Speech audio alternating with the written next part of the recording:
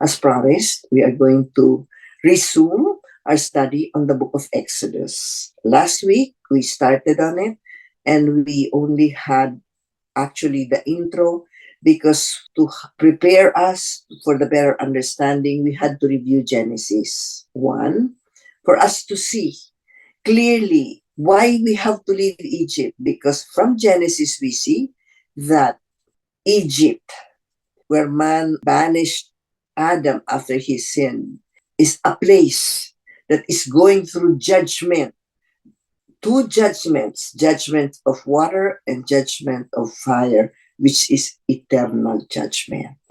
So that's why we understand that Egypt belongs to the kingdom of darkness, and that is why through that review we will be able to understand why God would want us to leave Egypt. Today, part 2, we are going to do just verse 1. Exodus 1 verse 1 says, "Now these are the names of the children of Israel who came to Egypt. Each man and his household came with Jacob." Today, we're only going to take just Jacob, because we know that Abraham is the father of the chosen people who are the Jews. So we would expect that leaving Egypt would start from Abraham. Why do you think that Exodus verse 1 starts with Jacob instead of Abraham? In the past, I thought Exodus was only for the Jews who were in Egypt so that they would leave Egypt. But today, when we see the spiritual perspective of the word, we see the whole Bible in its totality. From the very beginning of the creation of man, God already had the Gentiles in mind too. We, the Gentiles, are already included in this verse 1. Through Jacob, we, the Gentiles, are included in the names of the children of Israel. So why do you think it started with Jacob instead of Abraham? Now we are going to understand that we cannot leave Egypt apart from understanding the work of the Trinity. And so in Matthew 22, verse 31 to 32, Jesus himself answered the Pharisees when they asked him about the resurrection of the dead. And this was Jesus' answer. "But concerning the resurrection of the dead, have you not read what was spoken to you by God, saying, I am the God of Abraham, the God of Isaac, and the God of Jacob?" Because God is not the God of the dead, but of the living. So you see, both in the Old Testament and in the New, God would always refer himself as the God of the living, where he would mention the God of Abraham, the God of Isaac, and the God of Jacob. He never would say, "Oh, I am the God of Abraham, the God of the living." No, he would always mention the three. So that's why Exodus started with Jacob, because in Jacob, kasama na yung tatlo. Bago umabot kay Jacob, tapos na yung covenant niya with Abraham, with Isaac, and with Jacob. And what does that mean? By the time it got to Jacob, the Trinity had already started the work in Egypt. That's why I said, we will never be able to understand our journey because man is physical, okay? We can only base our knowledge on what we see. And the Trinity is a spirit. They are in heaven, so there's no way we can see them. So God had to make himself incarnate, meaning nagkatawang tao silang tatlo, God the Father, God the Son, and God the Holy Spirit. And in Abraham, we see the picture of God the Father. And in Isaac, we see the work of the Holy Spirit, and you will understand why. And in Jacob, we see the work of Jesus. So Exodus started because we can only leave Egypt to belong to the God of the living, because God the Father sent his son Jesus to pave the way for man to transfer to the Spirit by his dying on the cross. That's why he says he's not the God of the dead, but of the living. That's why on Jesus' resurrection, we find in Luke chapter 24, verse 1 to 6. This is after Jesus died, okay? Jesus has to die, And on his resurrection, that paves the way for man to belong to the land of the living. Luke 24, verse 1 to 6. Now, on the first day of the week, very early in the morning, they and certain other women with them came to the tomb, bringing the spices which they had prepared. But they found the stone rolled away from the tomb. And then they went in, and they did not find the body of the Lord Jesus. And it so happened, as they were greatly perplexed about this, that behold, two men stood by them in shining garments. Who were these two men? Of course, if you do the chain reference, I'm just going to give you a shortcut. You can chain it yourself. You will find out that this is God the Father and the Holy Spirit who were made incarnate when Jesus was in the tomb. God the Father was in the head, the Holy Spirit was in the foot of the tomb. And on Jesus' resurrection, they were these two men who talked to the women when they visited the empty tomb. So let's continue. It says, and then they were afraid and bowed their faces to the earth. And they said to them, why do you seek the living among the dead? He is not here, but he is risen. So what were they referring? God the Father and the Holy Spirit were talking about Jesus who has risen from the dead, who is now living. When Jesus died, he died to the flesh because he had to be made like one of us, born in the flesh. He was also born of the Spirit. He is the only firstborn of God who on his birth was born flesh. On his baptism, he was risen in the Spirit, so that when he died on the cross, he was both flesh and spirit.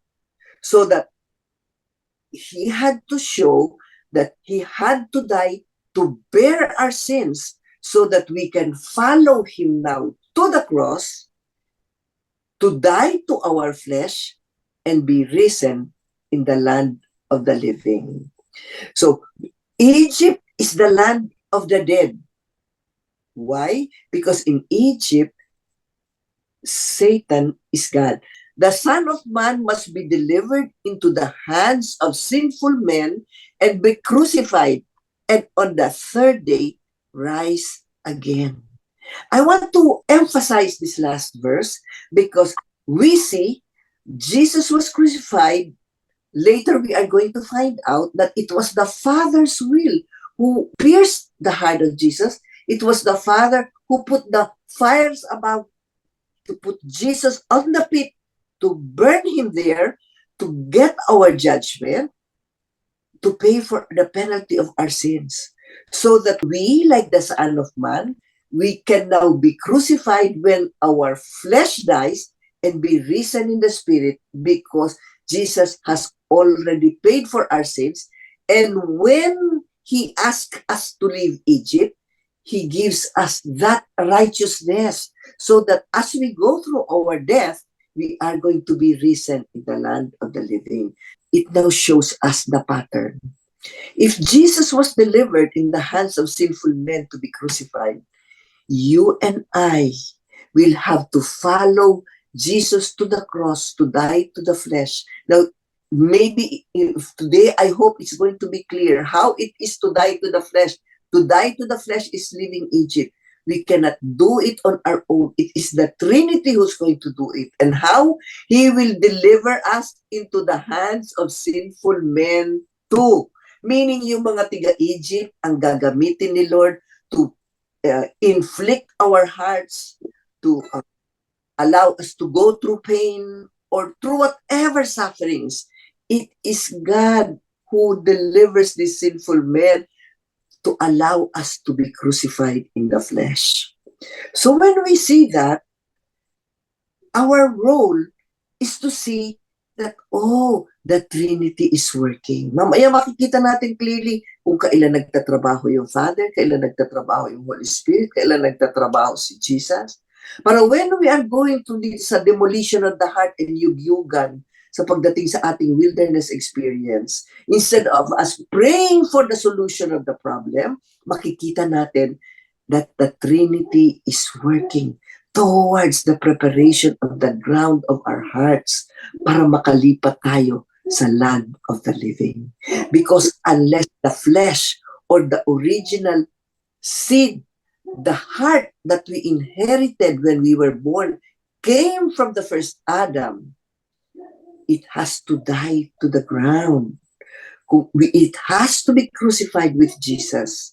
And on the third day, kaya nga we have a 3-day journey in the cities of refuge. Hindi mo po pwedeng iba-bypass yun. And so today, as we are going to unfold in the lesson, makikita natin clearly how masasupplement yung understanding natin ng cities of refuge. We know that Egypt is the land of the dead. Why? Because after Adam sinned, the spirit of Adam that was breathed onto his nostrils died.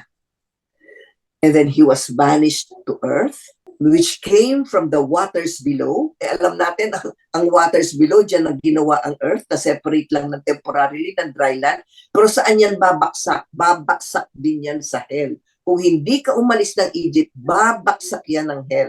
So that's the reason why you have to understand what is Egypt. Egypt belongs to the kingdom of darkness. That's the earth. In our diagram, just so once and for all, we will understand how do we leave Egypt. First, you have to understand Egypt is the kingdom of darkness. And what is that? That's the earth. The whole earth, whether it is the United States, the Philippines, Israel, Canaan, Turkey, China, Japan, all of that pantay-pantay, it is all Egypt. It all belongs to the kingdom of darkness, belongs to the waters below where the earth was created. That's why we had to review Genesis. And if we do not leave the earth, hindi na tayo umalis ng earth, saan tayo babaksak? Diretso na sa baba, which is judgment of the waters below, judgment of the fires below, which is eternal lake of fire. So how do we leave Egypt? In the same way that we saw in the Old Testament, their journey was to go through the Red Sea via the wilderness, to go to the kingdom of light. At that particular time, it was just a promised land, and it was Canaan. Because all the people in the Old Testament, that's why none of them were able to reach the land of the living, which is actually tabernacle number 4, because Jesus was not yet crucified. Nakita natin kanina, to belong to the land of the living, it was only on the time that Jesus was risen, he was transferred to the land of the living. Jesus was the very first person to transfer to the land of the living. That's tabernacle number 4, the place God prepared for us. That is the promised land. Later on, it's going to be the New Jerusalem, which is an eternal possession for all of those who have left Egypt. Instead of the Red Sea, ang wilderness natin are the trials that we go through.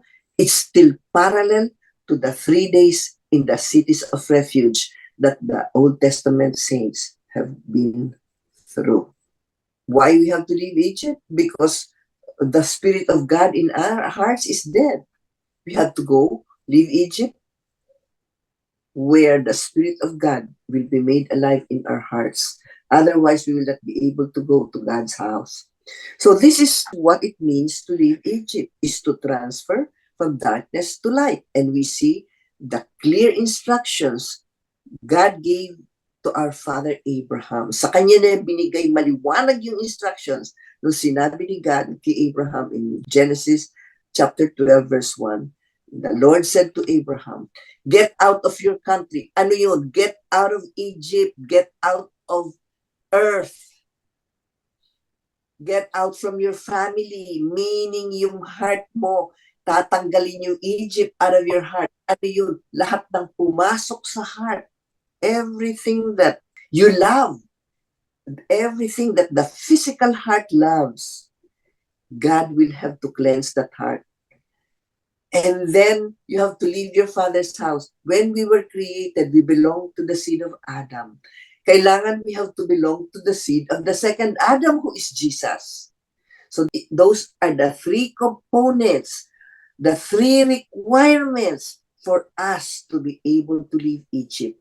It's the same requirement that God gave to our father Abraham. It is the same requirement that God gave from the very beginning to our father in the flesh, that is Adam, and then to Noah, and then to Abraham, to Moses, and then to David. But it's still Old Testament. So because Jesus has not yet died, sinasabing monergistic, yung Trinity ang nag-fulfill ng lahat ng requirements na yan. But then after the cross, dumating tayo ngayon lahat, we belong to the new covenant. It's still the same three components. But this time, yung puso na natin ang ginagalaw. Noon, lugar lang. Pinaalis lang silang literal sa Egypt para makikita ng physical eyes. Kasi hindi po pwedeng galawin yung heart nila. Kaya nga, in the Old Testament, makikita mo in their journey, 40 years in the wilderness, dalawa lang yung nakapasok, si Caleb and Joshua. Sino yun? Caleb is the Holy Spirit, Joshua is risen Jesus. Sila lang dalawa ang nakarating sa promised land. Okay? Because they're already spirit. Risen Jesus and the Holy Spirit, they're already spiritual. That's why they are the only ones who are able to enter the promised land. So today, tayo, dahil yung ating puso, hindi na lang yung physical na pinaalis ng Egypt, literal na yung heart natin ang talagang inililinisan ni Lord at pinapalitan para maging spiritual. Para maging spiritual, kailangan mamatay yung physical. Kaya tayo today, we can already transfer to the spiritual land, which is tabernacle 4, na hindi na masisira. Wala nang makakaagaw sa atin. Ngayon, yan ang status ng to be in heaven on earth. So what is Egypt? Egypt is transferring from earth to heaven. Okay, so now it's so easy. Pag tinanong, what is leaving Egypt? Leaving Egypt is transferring from the earth to heaven via the wilderness. Okay, you cannot go from earth to heaven without going through the wilderness. Why? Because it is in the wilderness that we go through the 3-day journey of dying to the flesh. For us to understand that for us to leave Egypt, we have to be in covenant with God. Ngayon, pag sinabi ko lang na, pag-aralan na natin lahat yung covenant, obviously, hindi pa naging clear sa atin. So, we have to understand that when God made the creation of the world or the earth or man on the 7 days of creation, God's purpose was to prepare the bride for his son. Now, for us to understand the covenant, we will see that in the physical, okay, when you and I got married, we had to have a marriage contract with our husband. Between a man and a wife in the physical, there has to be a marriage contract. The marriage contract has 3 components as well. Kaya sabi ko nga, Lord, pati pala marriage contract, nandito yung work ng Trinity. Dito pala sa marriage contract is already the preparation for you and I to be able to understand the work of the Trinity. When you and I got married, what were the 3 stipulations of that marriage? We moved to a new house, the house that a husband has prepared for us, wherever it is, whether it is rented, a new built house, basta we all moved to a new house. If it's not a new house, karamihan, wala pang pera bumili ng house, it's a new room in your father's house. Anyway, it's still a new house where it's just you and your husband together. And then, you have a new heart. Why? Because on the day that the marriage is consummated, what happened? Husband and wife becomes one flesh. Yung heart ng man and a woman becomes one flesh. That's what it says in the book of Genesis 3. Nung ginawa ni Adam and Eve, man and a woman, sabi niya, they became one flesh. And then when we got married, we have a new name, meaning, iniwanan ko na yung aking maiden name, I took the new name of my husband. Understand that the marriage contract is exactly the same that what a bride is going to go through when we leave Egypt, except that this marriage contract now becomes a covenant with God. Meaning, we can never be the bride of Christ unless we belong to the covenants. Unless we have a covenant with God. All in all, there are 7 covenants because through all generation, with each generation, God was in covenant with each generation, starting with Adam. Just as in the physical, the marriage covenant composes 3 items: a new house, a new heart, a new name. The covenant with God also has the 3 components exactly like the instructions God gave to Abraham. When we get married to Jesus, we have to leave our country. We have to leave the earth. We cannot get married with Jesus in Egypt because Egypt is the home of Satan. It's the kingdom of darkness. God belongs to the kingdom of light. So we have to leave Egypt. How can you get married to Jesus in Egypt? It's darkness. Sino yung nagmamay-ari dito? Sino yung ruler ng Egypt? Si Satan.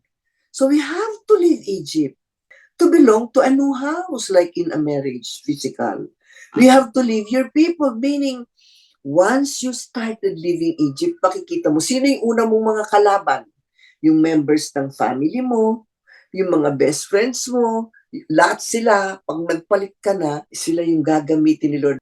Mga in-laws, all the sinful men, God will send to bring you to crucifixion. Because God is gonna use them para linisan yung puso. Kailangan lalabas sila sa heart. Kailangan malilinisan yung heart. Hindi pwedeng may laman yung heart. Kaya if you are married, makikita mo your husband will be the one to cause your most difficult trial. Dahil makikita mo yan, he will be unfaithful, or it will be so painful, or he will treat you badly, or whatever it is. When you get to understand that it is God who's doing this, makikita natin, pag binusisi na natin yung covenants, hindi ka na magre-reklamo, kundi isusurrender mo na yung puso mo para linisan. Kasi normally when these trials come, bawa, ito inaaway ka na naman ng kapatid mo, inaaway ka ng asawa mo, ipipray mo yung solusyon na palitan sana yung asawa mo, baguhin yung puso ng kapatid mo. Hindi! Mag-surrender ka kay God. Sabi mo, Lord, ikaw pala to. Sige Lord, linisan mo na yung puso ko. Kung meron pa ditong sukal na laman ng Egypt na stronghold na kailangan linisan, okay Lord, as long as you give me the strength and enabling, I will surrender. That is what it means to leave your people. That is what it means to have a new heart. Nililinis yung pusong pisikal para mamatay, para mapalitan ng bagong puso. And then you're gonna have a new name. When will you have a new name? Pag namatay na, kompleto na yung namatay, ang trabaho si God, sinunog na si Jesus sa baba, binayaran na sa impyerno yung kasalanan ko. Yung aking puso completely nang namatay na, complete death. He cuts me off now from my connection with first Adam. Yung seed ni Adam sa puso ko, namatay na sa ground. Nakita mo, even when you plant a seed, kailangan mo nang mamatay yung seed bago mag-germinate ng new life. Ganyan din yung ating puso. Kaya nga, that's the parable of the seed and the sower. Kailangan mabulok muna at mamatay sa ground yung ating puso para mabigyan ni Lord ng bagong spiritual seed ni God na si Jesus, na siya ng bagong magbibigay to make me live in the land of the living. Now, all of these 7 covenants we're going to see. Kaya nga nakikita natin, this is still why Exodus started with Jacob. Kasi nakatago dyan, by the time it got to Jacob, tapos na yung work ng God the Father, si Abraham. Tapos na yung work ng Holy Spirit, na si Isaac. Si Jesus na ang makikita kay Jacob. Mas liliwanag yan as we keep going through future lessons why Exodus started with Jacob. Now, if I just say you, you have to go through the wilderness to die to the flesh, that is 3-day journey. You still cannot understand that. Why?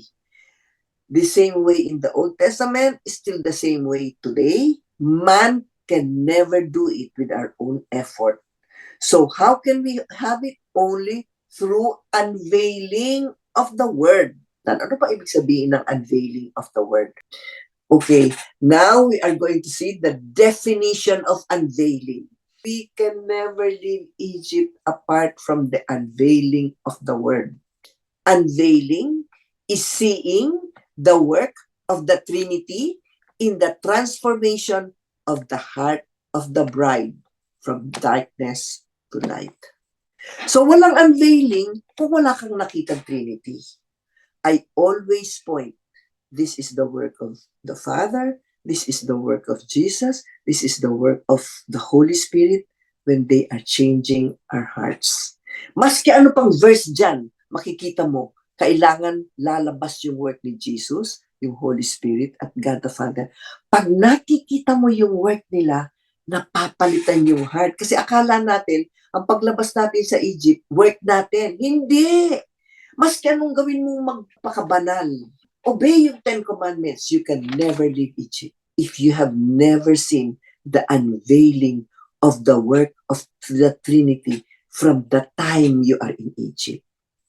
So, in Adam, they were still definitely in Egypt. They were able to leave Egypt because of the Adamic covenant that composes the three parts na work ni Jesus, work ng Holy Spirit, work ng God the Father. Kaya si Adam nakatransfer sa promised land. Dati, alam mo naman yung Genesis 3:15 eh. Pero hindi mo nakita doon, nasaan dito yung work ni Jesus, nasaan yung work ng Holy Spirit, nasaan dito yung God the Father. And it all boils down, kung pinag-aralan mo, iisa lang ang gist. Lahat ng covenants, pag-work ni Jesus, talking about leaving Egypt. Pag-work ng Holy Spirit, it's talking about the water cleansing the heart that leads to the forgiveness of sin. And the Holy Spirit, yung din judgment of water, okay? Ito, maintindihan natin. Ang work ng Jesus at sa work ng God the Father, they interchange roles. Makita mo, 7-day journey. Work ni Jesus, work ng God the Father, paminsan they interchange. Paminsan Jesus is the fire, God the Father is the light. Paminsan Jesus is the light, God the Father is the fire. But yung Holy Spirit, constant yan. The Holy Spirit, when it involves water, cleansing, sanctification, work ng Holy Spirit yan. Constant. Kaya nga, in studying the Bible, we will never get lost if we never depart from the pattern. Yung pattern, tandaan mo, naka-instill na sa ating mind yan. Yung 3 days, 3 parts of the covenant, pattern yan. Iba-iba lang maski. Anong basahin mo sa scripture? From Genesis hanggang Revelation, itong pattern na ito paulit-ulit, iba-ibang kwento lang. But it is still the same. Itong 3-day journey, itong part of the first Adamic covenant, ano yan? Makikita mo, it's still parallel to the 3-day cities of refuge. Okay? It's parallel to the second covenant, parallel to the third covenant, parallel to the fourth, to the fifth, parallel to the new covenant. Iisa lang, work ni Jesus, work ng Holy Spirit, work of the Father, depende lang kung saan nila tayo nadadalhin.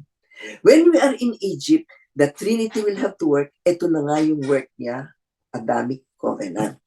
Pero please, let's define unveiling once and for all.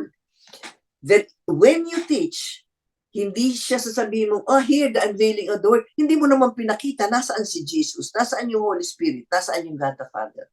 The unveiling of the word should always reveal, eto si Jesus, anong ginagawa niya sa puso ko, eto yung Holy Spirit, hinuhugasan yung heart ko, eto yung God the Father, ipinaplant na yung new seed ni Jesus sa puso ko.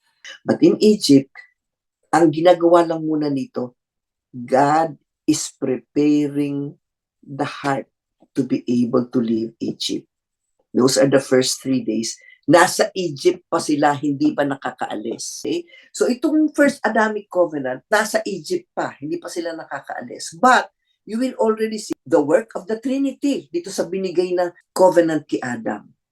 And it is already kapareho ng 3 parts ng kay Abraham, 3 parts ng sa atin, 3 parts ng the physical oath ng marriage contract. Still all the same. So, bubusisiin na natin. Nung sinabi ni God kay Adam, Genesis 3 verse 15, I will put enmity between you and the woman. Dito, inuumpisa na ni Lord na dito pala sa earth, sino ang kalaban natin pag nasa Egypt tayo? I will put enmity between you and the woman. Ano yung ibig sabihin? Dito sa earth, pag hindi ka pa nag-start sa covenant. Wala ka pang covenant kay God. Ang kalaban mo si God. So itong Adamic covenant, uumpisahan ni God, sige, hindi na tayo ang magkalaban. Ang magiging kalaban mo na once that you start leaving Egypt, once you and I start our covenant with God, papalitan na ni Lord yung aking kalaban. Ang kalaban ko hindi na si God, si Satan na. Bakit? Hindi po pwedeng mangyayari yun kung hindi mo na magtatrabaho si Jesus. Ano yung gagawin ni Jesus? Jesus will have to die. Dahil kailangan niyang bayaran yung kasalanan ko para matanggal yung galit ng Ama sa akin. Jesus will have to die in the flesh on the cross to pay for my sins. That is how the enmity, yung galit ni God sa akin, matatanggal. But that is on the condition that I leave Egypt. I cannot leave Egypt if I don't see the work of Jesus. Hindi pala ako pwedeng mananatili dito sa Egypt na pupunta sa heaven, tanggapin ko lang si Jesus. Kailangan kong umalis dito. Hindi ako po pwedeng mananatili rito. Jesus will not meet me in the cities of refuge. Saan yun? Ang meeting natin with the Trinity is in the cities of refuge, which is in the wilderness. Hindi tayo pwedeng magtagpo ni God dito sa Egypt. Bakit? Itong Egypt, bahay ni Satan. Kaya kailangan akong umalis. Pagdating ko sa wilderness, pagdating ng tribulation, inaalis na ako ni Lord dito kasi nag-uumpisa na yung trabaho niya para linisin yung heart ko. Dito sa Egypt, ano lang ang pinapakita niya? Pinapakita lang niya yung trabaho ng Trinity. That's the difference. When I am still in Egypt, pinapakita lang niya yung trabaho ni Jesus, yung Holy Spirit, at God the Father. Do we see the difference? Now, for the longest time, I thought I was born again because I said, oh, Jesus already died for me. He was crucified. He already cleansed my sin. That I am redeemed. I am forgiven. I'm cleansed. I'm gonna go to heaven. Hindi. Sinasabi lang sa'yo ni Lord na Jesus died for you. But for you to be able to go to heaven, you have to leave Egypt. You have to go to the next 3-day journey. Kaya nga, ilan yung 3-day journey? 3 sets of 3-day journey. 3-day journey sa Egypt, 3-day journey sa wilderness, 3-day journey yung first step ng tabernacle form, holy place, the most holy place. Do we understand? Kaya hindi po pwedeng, ay tanggapin ko na lang si Lord, dito ako sa Egypt. Anyway, yung Holy Spirit, forgive na yung heart ko, lilinisan niya eh. Tapos yung God the Father, ilalagay niya yung seed sa heart ko. Tapos nandito ako sa Egypt, hindi ako umalis.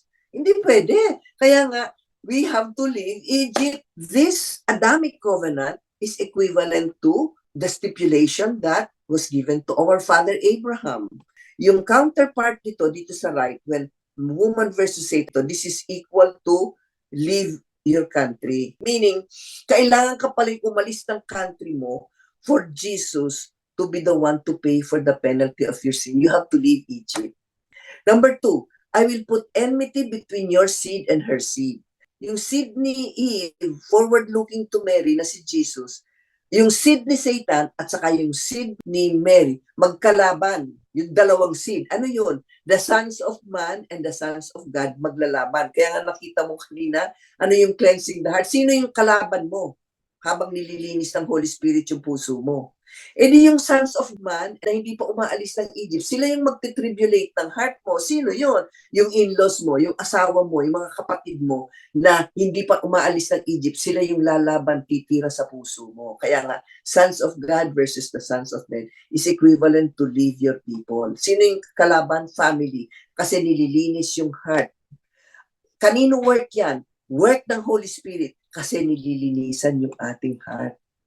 So naintindihan mo na paano nagiging personal yung Adamic Covenant? Yung Adamic Covenant nasa Egypt pa, inaalam lang ni Lord sa'yo na ito yung work ng Holy Spirit na gagawin oras na pag-alis mo ng Egypt.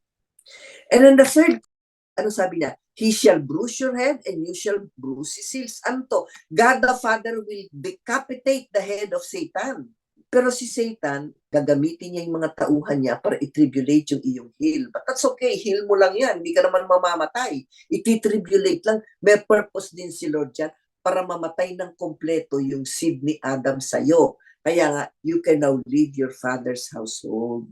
Dahil si Satan, lahat ng mga kampon niya, ang gagamitin ni Lord para dudurog talagang pupulbusin talaga yung puso mo sa hapde at sakit. Kasi tinatanggal ka na ni Lord sa genealogy ni Adam para malipat ka na sa seed ni Jesus. So it's the work of the Father so that now you live your Father's household, which is the household of Adam. Okay? So ngayon, I hope the first covenant is very clear. The covenant of God with Adam, it still has the three components of a covenant. Whether it is the physical or the spiritual, it's still the same. Who has to work? Jesus has to work. The Holy Spirit has to work. And the Father has to work. So apart from you, when you're going through tribulation, makikita mo, ito dinadaanan ko, si Jesus ito, pinapatay yung puso ko. Pag hindi mo pa makikita, sino yung nagtitribulate sa'yo? Let's say, una, nawalan ka ng trabaho, o kaya nagka-COVID ka, o kaya nagkasakit ka. Imbes na pag-pray ko, nagagaling ako, makikita ko na, si God pinadala ito dahil gusto akong paalisin ng Egypt. Comfortable lang yung flesh ko dito eh. Yung flesh ko, kailangan niyang patayin. That's what happens when you're going to tribulation. Whatever tribulation you're going through, you have to understand it's either Jesus, the Holy Spirit, or God the Father working. Kaya sinabi ko sa inyo, nagka-COVID ako, magmula ulo hanggang paa. I was going through tribulation, but then I said, Lord, may purpose itong dinadaanan ko. Pero alam ko na yung journey ko, nandun na ako sa glorification, na hindi na kasi ako nagre-reklamo, hindi ko na nagpe-pray, naggumaling ako. Ang tinitingnan ko na lang, Lord, buksan mo pang mas lalong maigi yung mata ko, na lalong liliwanag yung word mo, at lalong liliwanag kung nasaan ka, kung ano yung work mo, na work ng Holy Spirit at work ng God the Father, so that I'll be able to share with my brethren how you work in our lives to bring us out of Egypt. So leaving Egypt can never be your work. What is your only work? To study the Word so that you are going to see Jesus revealed, the Holy Spirit, and God the Father. And when you see the Trinity working, yung puso mo, hindi yan magpipray ng solusyon ng problema. Ang dumadaan ka ng problema, ang makikita mo na ngayon, nagtatrabaho yung Trinity para malinisan yung heart. So whatever discomfort, namnamin mo yan. Kaya nga sabi ni James, count it all joy when you encounter various trials. Ang tagal bago maitanim sa ating puso na lahat itong trials na ito. Si God ang nagtatrabaho. Kasi pag akala mo, ang kalaban mo, yung nanay mo, ay aawayin mo talaga yung nanay mo. Hindi mo alam yung nanay mo, pinadala lang ni Lord yan, dahil nandiyan ka sa parting, leave your family. Tinatanggal yung lahat ng stronghold ng mami mo sa puso mo o ng asawa mo sa puso mo. Para eventually, pag nalinisan yung heart, mafu-forgive mo yung mother mo o yung husband mo. Kasi kung hindi mo sila ma-forgive, ibig sabihin, hindi mo naintindihan na ikaw, finorgive ka ni Jesus dahil ikaw ang pumatay kay Jesus sa cross. Hindi ba sabi niya kanina doon sa Luke 24 verse 7, God used sinful men to crucify Jesus? So ako yung unang sinful man na pumatay kay Jesus. So once that I realized that, I will want to join Jesus in the cross, I too have to be crucified. So God is going to use now other sinful people to tribulate my heart for me to be able to continue my crucifixion of the flesh. It's no longer my work, but God's work. That was the Adamic covenant that God gave to Adam. A big heading, ang first covenant work ni Jesus, pero bawat component ng work ni Jesus, hindi po pwedeng hindi kasama yung Trinity. So yung nakita natin, Adamic covenant, dahil Jesus would be the second Adam. So first covenant, mainly work ni Jesus, with each part, work ng Trinity. So hindi sila naghihiwalay. Maging work ng Jesus, kasama yung Trinity. Next, we go to the second covenant. The second covenant was the Noahic covenant. The Noahic covenant, dahil because it's a flood, it's the work of the Holy Spirit because it pertains to water. Sabi ko na nga, every time that it pertains water, whether it's judgment of waters below or judgment of waters above, or the clouds or the rainbow above, Holy Spirit yan. It's the work of the Holy Spirit, either for judgment or for sanctification. Basta tubig, constant work ng Holy Spirit yan. Okay? So Noahic covenant, because it pertains to the flood, it pertains to water, is the work of the Holy Spirit towards sanctification. But even the Noahic covenant also composes three parts. Ano yun? Hindi po pwedeng wala si Jesus, wala yung Holy Spirit, wala yung God the Father. In the same way na yung Adamic work ni Jesus, but it still has the work of Jesus, the work of the Holy Spirit, the work of the God the Father. Okay? So now let's read the Noahic covenant, which is seen in Genesis 9, verses 10 to 17. And with every living creature that is with you, the birds, the cattle, and every beast of the earth with you, of all that go out of the ark, every beast of the earth, thus I establish my covenant with you. Never again shall all flesh be cut off by the waters of the flood.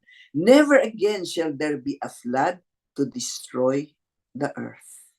First, we have, for us to understand the second covenant, we have to understand that kanino si God nakipag-establish ng covenant. Doon sa lahat ng pumasok doon sa ark na itinayo ni Noah, lahat yung pumasok doon, ngayon yung lumabas doon, doon binigay ni Lord yung kanyang covenant. All that go out of the ark. Ano yung nag-go out of the ark? Makita mo, for you to go out of the ark, you have had to leave Egypt. You have to leave your people. You have to leave your father's house. Meaning, na-fulfill na nila yung tatlong parts ng covenant ni Adam. Kaya si God nakipag-covenant sa kanila. Ano ngayon yung covenant ni God sa kanila? Ano sabi niya? Never na kayong dadaan ng judgment. Never nang masisira yung earth. Why? Kasi the second covenant is the transfer from the waters below to the waters above. Kaya nga dumating yung flood, dinaan yung judgment. Kanino nabigay yung judgment? Doon lahat sa hindi umalis ng Egypt. Nakita mo yung hindi umalis ng Egypt, lahat namatay. Yung umalis ng Egypt, pumasok doon sa ark na itinayo ni Noah. Yung pumasok doon sa ark na itinayo ni Noah, mag-go through the three stipulation of the contract yun. Sinabi ko na, yung pumasok sa ark, umalis ng Egypt. Hindi ka mo po pwedeng nasa ark kung nasa Egypt ka. Hindi po pwedeng hindi malilinisan ng puso. Kasi yung Holy Spirit, nilinisan lahat ng idols of the heart. Anong ginawa ng Holy Spirit? Nilunod na niya sa baba. Sa waters below na niya tinapon para yung puso mo malinis na yung lahat ng pumasok sa ark. And then yung pangatlo, hiniwalay ka na niya sa generation, sa seed ni Adam, dahil yung seed ni Adam, naiwan na sa judgment sa earth. Ikaw, inalis ka na niya kasi ilalagay na niya sa iyo ngayon yung seed ni Jesus. That's what the second covenant is about. They will just continue reading. So sabi niya, and then God said, this is the sign of the covenant which I will make between me and you and every living creature that is with you. Sino yun? Yung lahat ng every living creature na pumasok sa ark. Yung pumasok sa ark, tandaan mo umalis ng Egypt yun. Yung umalis ng Egypt, saan papasok? Sa Tabernacle 4. Yan ang ating journey ngayon. Hindi ka po pwedeng papasok sa Tabernacle number 4 kung hindi ka nag-leave Egypt, leave your country, leave your people, leave your father's household. This covenant is for a perpetual generations. I set my rainbow in the cloud, and it shall be the sign of the covenant between me and the earth. So where do we see the rainbow? We see the rainbow in the clouds. Nasaan ang clouds? Waters above. So ibig sabihin, pag nakarating ka sa waters above, sign yun na pinramis ni God sa'yo, ikaw, pag nakarating ka na sa waters above, you left your country, you left your people, you left your father's household, hindi ka na ma-judge sa waters below. Verse 16, the rainbow shall be in the cloud, and I will look on it to remember the everlasting covenant between God and every living creature of the flesh that is on the earth. Meaning, tayo, nasa flesh pa dahil buhay pa yung body. Pero yung aking heart, tandaan natin, in the new covenant, hindi lang yung lugar, yung na Egypt ang iniiwan, yung heart, yung nililinis ni Lord sa atin ngayon sa New Covenant. So ano yun? Yung meron tayong covenant with God na hindi na tayo ma-judge ng waters below. Bakit? Kasi dinaanan na natin yung judgment kayo nung dumaan tayo sa Leave Your People. Dinaanan na natin yung lahat ng pain ng inuhugasan yung puso. Alam mo ba kung gaano kasakit para mahugasan yung puso? Tatanggalin lahat yung iniibig ng heart. Kung ang iniibig mo pera, iniibig mo tao, iniibig mo bahay, lahat ng iniibig mo, tatanggalin ni Lord sa'yo, napakasakit. Anong gusto mo? Ngayon mo na dadaanan yung sakit na yan? O maiwan ka sa Egypt, kamkam mo lahat yung mga minamahal mo. Saan ka pupunta? Waters below. Wala kang covenant with God. So makikita mo, covenants goes hand in hand with leaving Egypt. You cannot leave Egypt unless you understand the covenants. Kasi hindi ka po pwedeng magiging bride kung hindi ka nag-covenant with God. Kaya dyan mo naintindihan why you have to leave Egypt. Kasi tatanungin mo, why do I have to leave Egypt? Kasi kung wala kang covenant with God, you can never be the bride. Okay, this is just a summary of all the verses that you can see here, very beautiful picture. That yung first part, leaving Egypt, you can only leave Egypt when you see na it was Jesus. Pag nasa Egypt ka pa, makikita mo na Jesus had to be crucified on the cross to pay for the curse of the death that you and I will have to go through. Kasi kung nasa Egypt ka, ano yun land of the dead. Dead. Kaso pagdating ng judgment mo, that's your second death. Kasi eternal death na yon. So, it would be Jesus who would pay for the curse of that death for you to be able to leave Egypt. So nakita mo in the Old Testament, it is monergistic. Kasi si Jesus lang yung namatay para matanggal yung death. Para makaalis ka ng Egypt. Kaya nga sila nakaalis literal ng Egypt, physical, kasi it was stipulated in the promise that Jesus would die for them. Kaya nga monergistic. Okay? And then Jesus' heart was pierced. Kaya nga makita mo nung judgment of water from the side of Jesus. Nung na-pierce yung heart ni Jesus, water flowed. Yun pala yung panghugas ng puso ko dun sa baba para matanggal yung lahat ng mga idols. Pinierce yung heart ni Jesus para mahugasan yung puso ko. Pero para mahugasan yung puso ko, kailangan ding i-pierce yung puso ko. Kaya nga nakita mo nung si Moses, sinabi ni God, strike the rock. Ni-strike niya 2 times. Kasi una, na-pierce yung heart ni Jesus para lumabas yung tubig. Okay? Tubig sa puso ni Jesus. Kailangan ding i-pierce yung heart ko para lumabas yung maruming tubig. Para lalabas yung lahat ng idols ng heart ko. It takes the piercing of our hearts to end up towards the forgiveness of my sins. Meaning, pag naintindihan ko na si Jesus namatay, na-pierce yung puso para lang ako mapatawad sa aking kasalanan, noon ko lang mapapatawad yung pinakamatinding nagkasala sa akin. Dati, sabihin mo, ang hirap patawaran ng, meron nga nagtitext sa akin ngayon, hindi nila mapatawad yung asawa dahil talagang masakit ang ginagawa. Ibig sabihin, hindi pa nila na-realize yung pain ng crucifixion ni Jesus na pinierce yung heart niya para kasabay ma-pierce yung heart niya dun sa asawa niya para lang pala matanggap niya yung forgiveness. Hindi mo matatanggap ang forgiveness ni Jesus kung yung puso mo hindi pa napipierce. Kaya nga, itong lahat na pinag-aaralan natin, intellectual lang sa atin ito. Maiintindihan lang ninyo pag kayo mismo dumaan na dito sa lahat ng sinasabi kong journey. Kaya sabihin mo, what does it mean to leave Egypt? You have to go through the journey. Hindi pwedeng nandito ka lang sa Egypt, alam mo kung anong ginawa ni Jesus. Hindi. Literal na iaalis ka ni Jesus. But as you read the word, nakikita mo na yung Trinity ang gumagawa. Yun lang, it's a shortcut. The Trinity ang gumagawa. Kasi ang Trinity, ang Holy Spirit ang magdadala ng pangsundang sa puso mo para malinisan niya.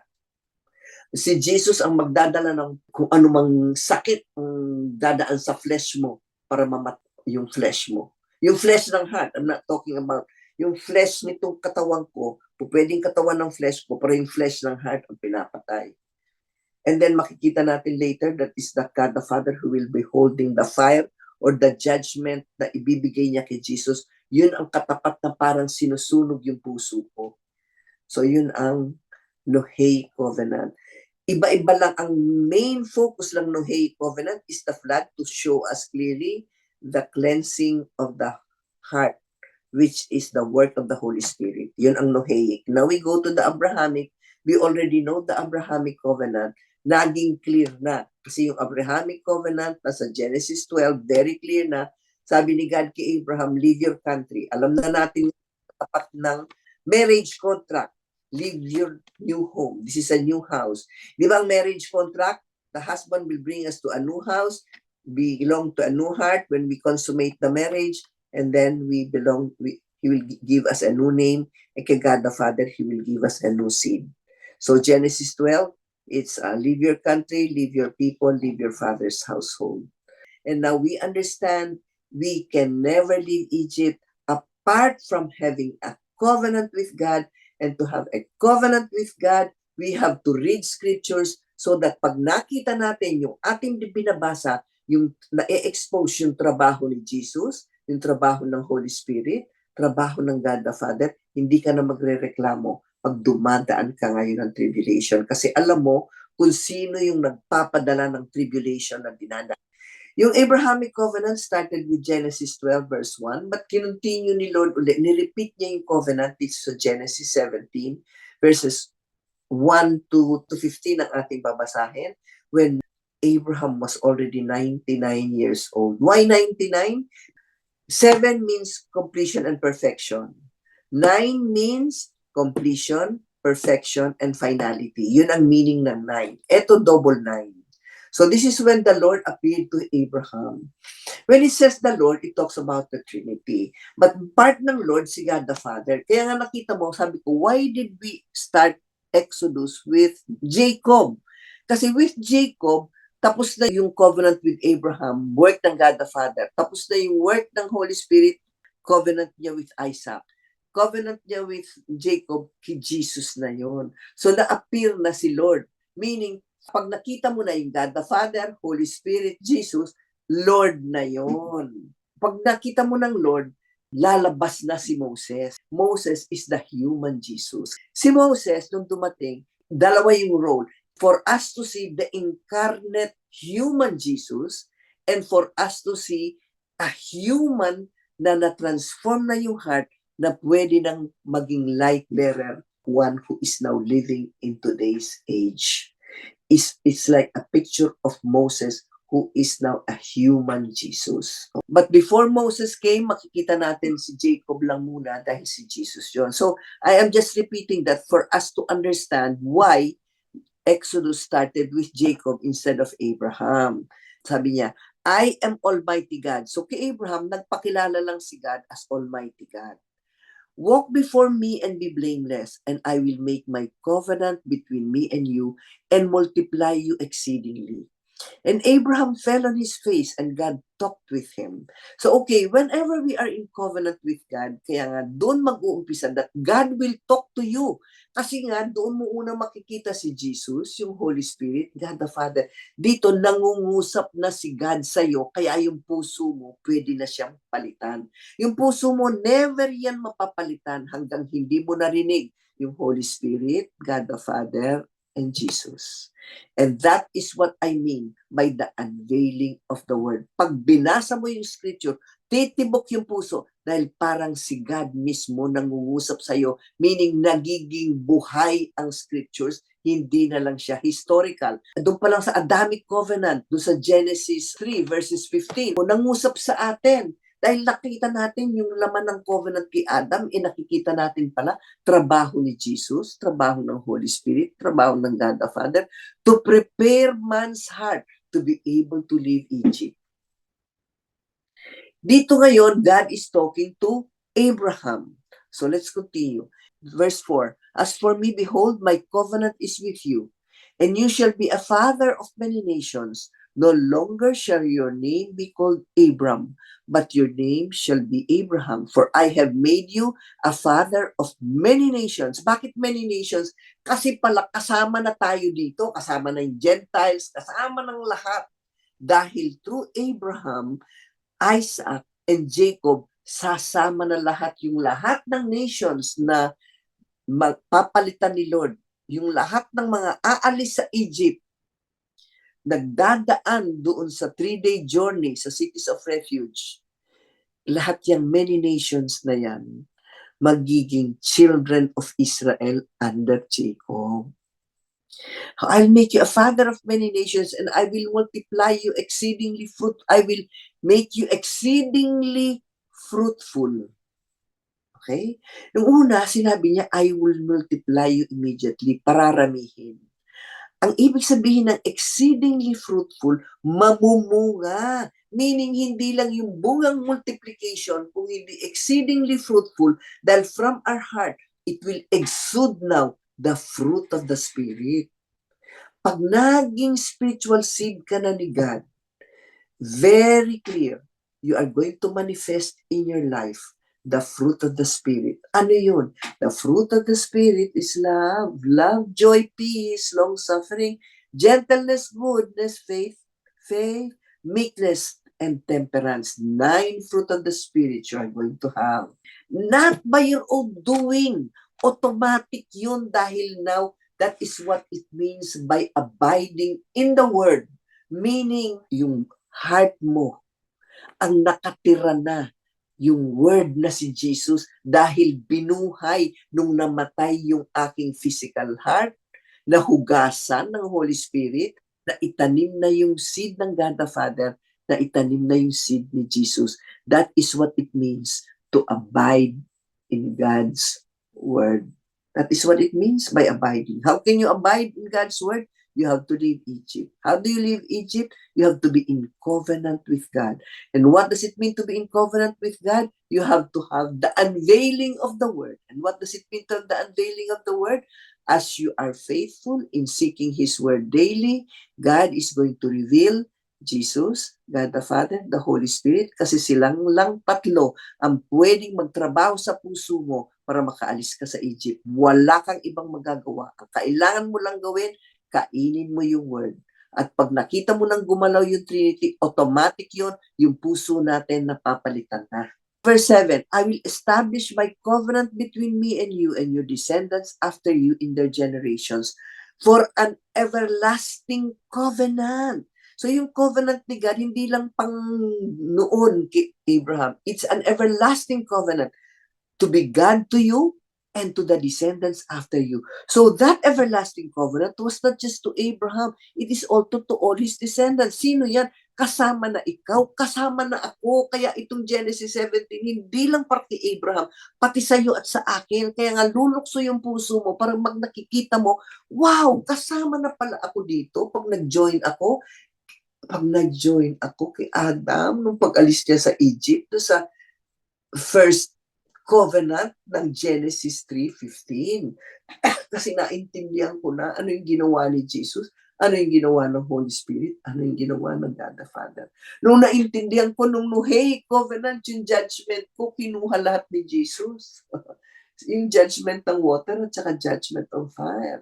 Genesis 17 verse 8, sabi niya, and I will give to you and your descendants after you the land in which you are a stranger, all the land of Canaan as an everlasting possession, and I will be their God. Okay, let's understand this verse very clearly. The land that was promised to Abraham at that particular time, it was just a physical land, the land of Canaan, which will eventually be Israel that we know today. Ang pinramis ni God kay Abraham, stranger ka lang dyan sa land of Canaan. Kasi promise lang ito kaya nga promised land. Mafulfill lang ito pag napanganak na yung fulfillment of the promise. Ang pinramis kay Abraham, promised son na si Isaac, the fulfillment of the promise was Jesus. So the fulfillment of the land of promise was the land that Jesus was going to build, which is tabernacle for, and that land is the everlasting possession. The problem today is up to now, we are still living, most everybody, including all that they are teaching to us, still belongs to the old covenant. Why? Because everybody is still fighting for the physical land of Israel that was promised to Abraham. Kaya nga nagkakaroon ng gera ngayon sa Israel, pinipilit sa amin yang mga Diyos yung land na yan, sa amin yan pinramis ni God. Everlasting possession ba yun? Ang pinramis ni God kay Abraham, stranger lang siya doon, kasi ang pinramis ni God kay Abraham was the land of Canaan that was an everlasting possession. You have to understand that Israel today is still part of Egypt. Everything on this earth is Israel no longer part of Egypt? Yung bang Israel ngayon, heaven na ba yon? Ang pinramis ni God leaving Egypt is go to heaven. Yung Israel na yan, hindi naman heaven yan eh. Physical Israel lang yan. Saan yan pupunta? Kaya nga pagdating ng earthquake, lulubog yan sa baba. Masusunog yan Israel na yan. So when we have to say, pray for Israel, pray for the heart of the Jews that the God of Israel may reign in their hearts. Hindi yung physical land ng Israel, yung ating pinagpe-pray. And then later on, you will see that most of the prophets, they are saying Ezekiel 38 is coming before the rapture kasi yun ang gagarahin lahat ng Israel. If you really read your Bible, you read Revelation 20, you will see that the chain reference is Ezekiel 38 and 39. The actual spiritual meaning of Ezekiel 38 and 39 will only come after the 1,000-year millennium. Doon lang mangyayari ang Ezekiel 38. Kaya mali pag sasabihin ko, bukas rapture na. Kasi ito na, Ezekiel 38, ginigera na ang Israel. That's very wrong. Yung Israel ngayon, ginigera, it's only the physical counterpart of the spiritual Israel that's really going to happen when the true Israel of God nakatira na saan? Sa everlasting land na pinramis kay Abraham. Pag nakarating na lahat yung bride sa everlasting land na itong pinramis ni God, magkakaroon na ng gera. Doon sa naiwan sa Egypt na hindi nakalipat, gegerahin nila ang spiritual land ng Israel. Darating ang fire, susunugin lahat sila. Sa impyerno ang tungo nila. Yan ang Ezekiel 38, hindi yung tinuturo sa atin na gumigera na ngayon. Bisa sabihin, Iraq, Iran, Russia, ganyan, puro lahat counterpart. Basahin natin ng maigi ang Bible. Let's ask for the Holy Spirit to explain it to us, and let's look for the chain reference. The chain reference of Ezekiel 38 and 39 is in Revelation 20 verse 7. Let's read those together. That's why I'm saying this, because this land that was promised to Abraham is an everlasting possession. Is Israel today yung nilalaban ng land? Everlasting ba yun? Hindi naman eh. We are only a stranger here. Lahat tayong magiging bride. We are only a stranger here in the physical land. And there is no difference between Israel physical, Philippines, China. It's all physical Israel.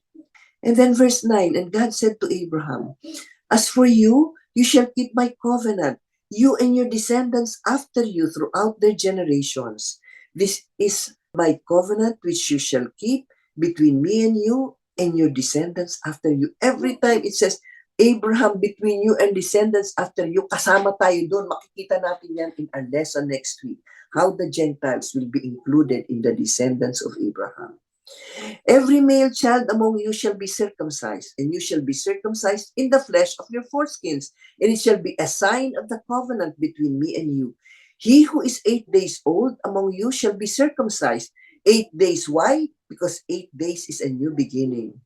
So that's why they were circumcised on the 8th day, because 8 means a new beginning. Forward looking. After we become seven yung ating journey ng crucifixion of the heart. Doon kay Abraham, I just want to show, in the Old Testament, monergistic ito dahil sa kanila, circumcision of the flesh lang yung pinadudugo. Sa atin in the New Testament, it's now the circumcision of the heart because we belong to the new covenant. Okay? And 8th day is a new beginning. So it's going to be a new beginning for all of those who will have the circumcision of the heart.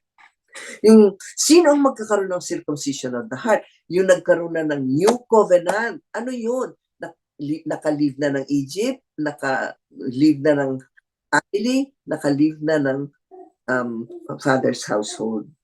Yun ang circumcision of the heart. Kaparallel na ng sa ating new covenant today.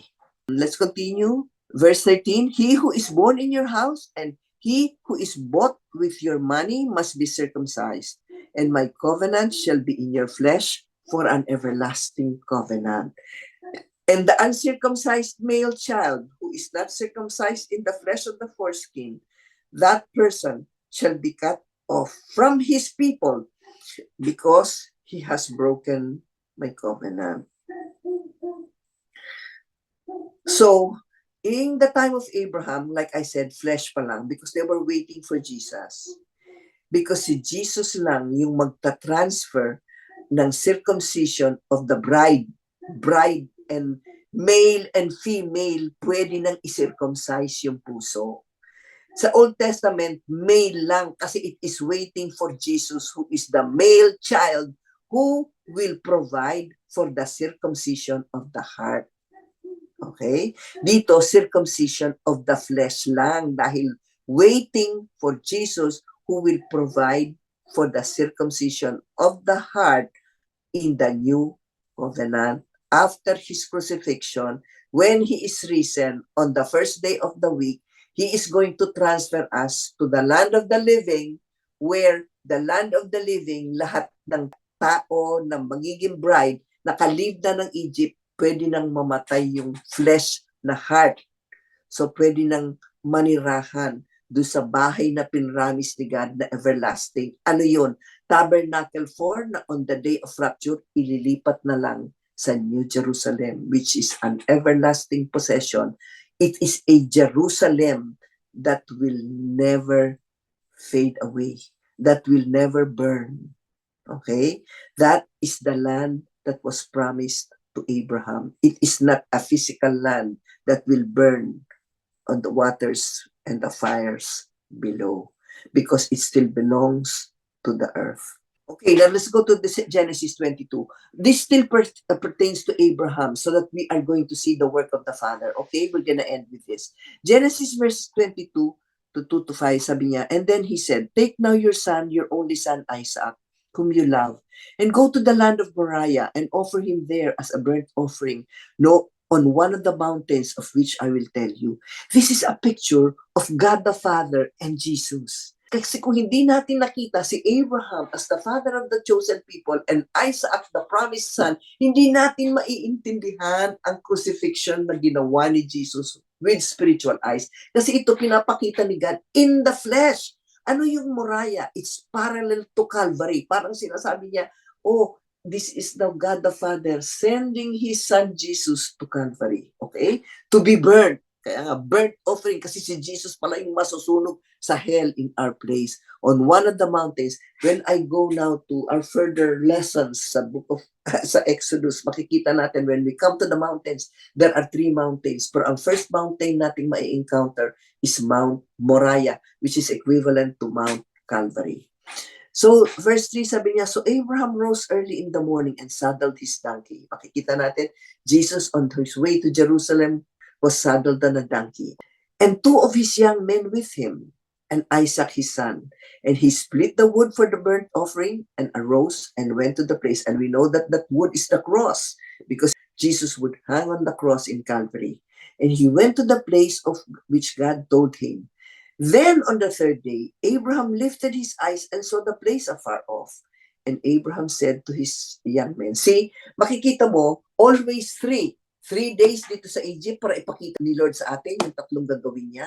Ngayon, papunta na sa Calvary, this is another 3 days. Okay? Always 3 days kasi parating work ng Trinity. Pag sinabing 3 days, that is to unfold to us the work of the Trinity who are 3, Father, Son, and Holy Spirit. Yun ang ibig sabihin ng 3, work ng Trinity. Yung ating 3-day journey, work ng Trinity to prepare our hearts. That is unveiling. And then verse 4, then on the 3rd day, Abraham lifted his eyes and saw the place far off. And Abraham said to his young men, stay here with the donkey. The lad and I will go yonder and worship, and we will come back to you. Let's go to verse 6. So Abraham took the wood of the burnt offering, laid it on Isaac his son. He took the fire in his hand and a knife, and the 2 of them went together. I want for us to underline wood, that's the cross. Fire, Because God the Father is the fires above who will burn Jesus in the fires below. And then who was holding the knife? It is God the Father who was holding the knife, because it will be God the Father who will pierce the heart of his Son for the water and the blood to flow. Because of God's love for us, he gave his only begotten Son, because his blood and his water will be needed to cleanse the ground of our hearts, which was created from the ground below. When God created Adam from the ground of the earth. Kaya nga kailangan tayong umalis ng Egypt, bababa sa ground below, para matanggap natin yung tubig at dugo na babaksak sa ground, nalilinis ng ating puso. Kailangan sabayan natin yung pag-pierce ng heart ni Jesus, ang water work ng Holy Spirit, work ng Holy Spirit yung nagpipierce sa heart natin. So now you understand, pag napipierce yung heart ko, yung Holy Spirit nagtatrabaho para pala ma-obtain yung forgiveness ng aking sin. Itong mga lahat ng idols ng heart ko is what is causing me to sin. Dahil yung love ko for money will cause me to sin. Love ko for my husband will cause me to sin. Why? Because it is going to make God jealous na yung heart ko tumitibok sa asawa ko, instead na dapat yung heart ko titibok kay God lang. Pag tumitibok sa mga anak ko, na God is jealous. Kaya nga later on sinabi niya, I am not only jealous for you, my heart, my name is jealous. Because he is a jealous God. Because when he created man on the day of creation, his only purpose was to prepare his bride. Meaning, yung heart ng bride niya loves the Lord with all our hearts, with all our mind, with all our soul, with all that is within us. Hindi natin yan kaya to do on our own. Ang Trinity lang ang gagawa para yung puso ko manatiling sa Kanya lamang. Gagamitin niya yung knife to pierce my heart. Pinakita niya, pinierce niya muna yung heart ng anak niya. Siya yung nag-pierce sa heart ni Jesus. Siya yung nagsunog kay Jesus sa hell dahil doon ako dapat pupunta. Ayaw ni Lord na I will die a second death, an eternal death, dahil gusto ni God to prepare me for His bride. That is what happened in Genesis 22 when God asked Abraham to offer his son Isaac. God is giving us a picture of how He gave His only begotten Son to be crucified in Calvary, where it is God the Father Himself who pierced the heart of His Son because of His love for you and me.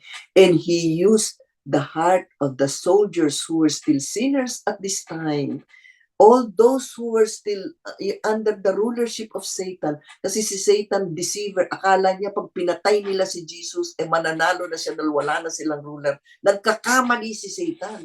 Dahil ginagamit niya itong mga kampo niya para i-demolish yung mga heart ng piniprepare ni Lord na bride. So don't be angry with all of those people who pierce your heart. God used them. God is using them. God is using them. Yung Holy Spirit actually, ang ginagamit niya sila para malinisan yung ating heart. And then sabi niya, and Isaac spoke to Abraham, his father, and said, my father, sabi niya. And then he said, here I am, my son. And then he says, look, the fire and the wood, but where is the lamb for the burnt offering? Ang hindi niya Isaac alam na siya yung lamb. But then ano yung sagot ni Abraham? My son, God will provide Himself the lamb for the burnt offering. So the two of them went together. So nakita mo si Isaac was the promised son. When the time came now for Abraham to kill his son, ang nakita lang ni God yung heart ni Abraham na sincere niya nang i-offer yung number one niyang idol. So nakita mo, si God tinitest lang si Abraham. Pero ang totoo, kaya nga sinabi ni God dito, God will provide for Himself a lamb. Si Jesus yung lamb na ipoprovide na siya ang tunay na papatay ng Ama. Tayo, papatayin lang yung flesh. It is not to kill us. Kaya nga nakita mo, hindi namatay si Isaac para makita natin yung picture na si Isaac, flesh, tao siya. Type lang ni Jesus. Pero si Jesus talaga yung Lamb ni God na talagang yung God the Father ang pumatay sa kanya para siya ang mababayad ng ating judgment sa hell. So when God is now working on our hearts because He wants you and I to be in covenant with Him, instead of praying for the solution of the problem, let us ask God to be able to open our eyes that we may see the work of Jesus, we may see the work of the Holy Spirit, we may see the work of the God the Father para ma-unveil yung word, para madali na tayong mag-surrender kung anumang trials yung dinadaanan natin because that is what it takes to leave Egypt. And I guess with that, I close and I hope somehow it has added to our understanding of what it truly means to leave Egypt.